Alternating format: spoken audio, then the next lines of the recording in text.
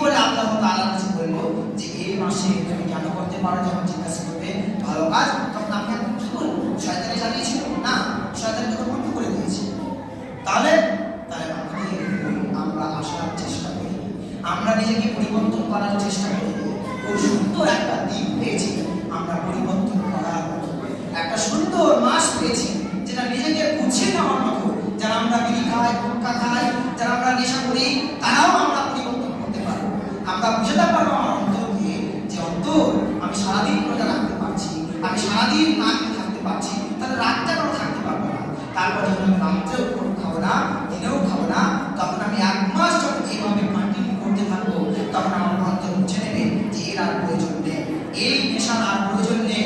তাহলে আমি বুঝতে পারবো মাত্র একটা মাস, মাত্র তো সারাদিন, তারপর মাত্র তো রাত একটা, তারপর আস্তে আস্তে 14 দিন, 15 দিন, 1 মাস, বাস শেষ। কন্ট্রোল করার একটা সুন্দর দিক।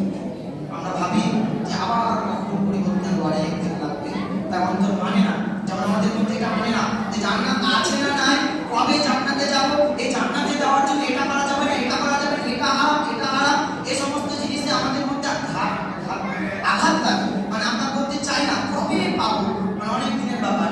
তো আমরা যদি পরিবর্তন করতে চাই, তাহলে আমরা অন্তরকে বলতে পারবো যে মাত্র কয়েকটা দিন, মাত্র তো একটা মাস, এখন আমরা নেশা থেকে দূরে থাকি, হারাম থেকে দূরে থাকি, বিড়ি বাদ থেকে দূরে থাকি, বিড়ি নেওয়া থেকে দূরে থাকি, তালি কাট থেকে দূরে থাকি, তাহলে অবশ্যই একটা মাসের মধ্যে আমরা পরিবর্তন করতে পারবো। আল্লাহ তাআলা তো সুযোগ আমাদের জন্য দিলেন, তাহলে আমি আপনি কেন পারবো না? লজ্জা লাগা উচিত। দুনিয়ার জন্য আমরা পরিবর্তন হয়ে যাবে শীঘ্রই, তাহলে আখিরাতের জন্য, দিনের জন্য কেন আমরা পরিবর্তন করব?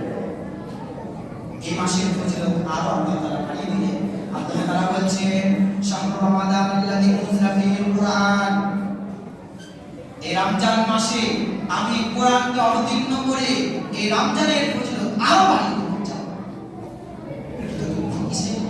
আমরা আপনার দুঃখ কোথায়? এই মাসের ফজিলত যে কারণে আল্লাহ তাআলা বাড়িয়ে দিলেন, সেই জিনিসটাকে আমরা ভুলে গেছি, সেই জিনিসকে আমরা হাতে নিই না, সেই জিনিসকে আমরা পড়ি না, সেই জিনিসকে পড়ার আমরা ইচ্ছাও করি না। আমরা দিয়েছিলাম যে সময় কোরআনকে জুজদানে করে বেঁধে রেখে দিয়েছি, সেভাবেই বাঁধা আছে।